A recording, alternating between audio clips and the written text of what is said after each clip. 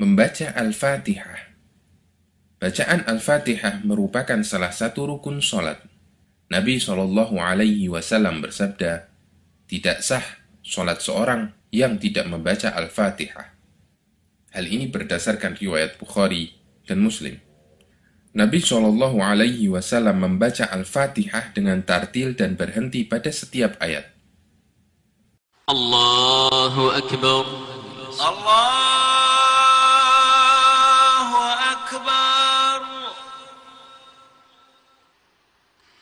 Alhamdulillahi Rabbil Alamin, Ar-Rahmanir Rahim, Maliki Yawmiddin, Iyyaka na'budu wa iyyaka nasta'in, اهدنا الصراط المستقيم صراط الذين أنعمت عليهم غير المغضوب عليهم ولا الضالين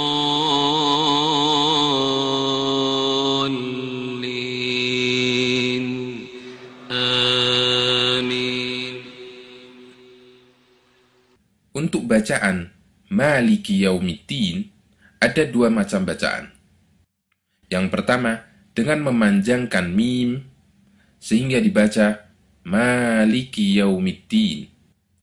Yang kedua, huruf mim dibaca pendek, yaitu Maliki Yaumiddin. Untuk sholat jahriyah atau sholat yang imam membaca dengan suara keras, makmum tidak perlu membaca Al-Fatihah karena bacaan Al-Fatihah makmum telah diwakili imam. Demikian menurut pendapat yang lebih kuat. Sedangkan untuk sholat sirriyah atau imam membaca dengan suara lirih, makmum membaca Al-Fatihah dengan lirih. Ketika Nabi SAW mengimami jamaah sahabat, ada beberapa sahabat yang membaca Al-Quran. Kemudian beliau merasa terganggu dengan bacaan tersebut dan melarang para makmum untuk membaca Al-Quran pada sholat jahriyah. Pada peristiwa ini Abu Hurairah mengatakan, kemudian para sahabat berhenti membaca Al-Quran ketika sholat jamaah bersama Nabi SAW.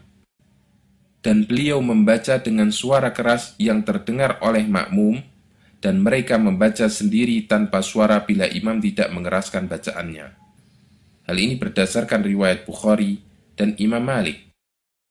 Jika makmum belum selesai membaca Al-Fatihah dan imam telah rukuk, maka makmum tidak perlu menyelesaikan bacaan Al-Fatihah, namun langsung rukuk bersama imam. Kesalahan terkait membaca Al-Fatihah. Mengulang-ulang bacaan Al-Fatihah. Umumnya kesalahan ini dialami oleh orang yang terkena penyakit waswas. Mengeraskan bacaan basmalah ketika menjadi imam. Dari Anas bin Malik radhiyallahu anhu, beliau mengatakan, sesungguhnya Nabi SAW, Abu Bakar, dan Umar radhiyallahu anhuma, mereka semua mengawali bacaan sholat mereka dengan bacaan Alhamdulillahi Rabbil Alamin. Hal ini berdasarkan riwayat Bukhari dan Muslim. Kemudian dalam riwayat yang lain disebutkan, mereka tidak mengeraskan bacaan basmalah. Hal ini berdasarkan riwayat Ahmad, An-Nasai, Ibnu Khuzaimah, dan Ibnu Hibban. Riwayat ini menunjukkan bahwa Nabi SAW dan para khulafa'ur rasyidin membaca basmalah dengan suara lirih. Adapun adanya beberapa riwayat yang mensyariatkan membaca basmalah dengan keras adalah riwayat yang lemah dan bahkan palsu. Membaca Al-Fatihah dengan tidak putus-putus pada setiap ayat namun dibaca dengan bersambung. Perbuatan ini menyelisihi sunnah Nabi SAW.